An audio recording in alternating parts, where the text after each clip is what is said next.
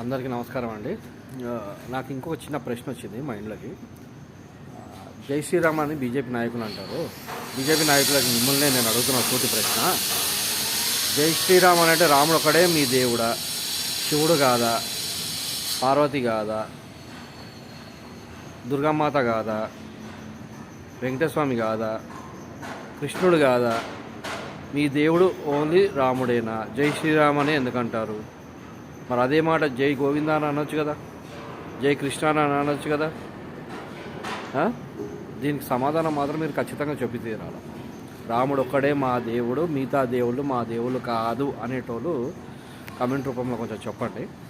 లేదు అందరం దేవుళ్ళు మా వాళ్ళే అని అంటే ఈసారి జై శ్రీరామ్ అనకుండా జై గోవింద, ఓం నమ శివాయ ఇలాంటివి అనండి మీరు కొంచెం.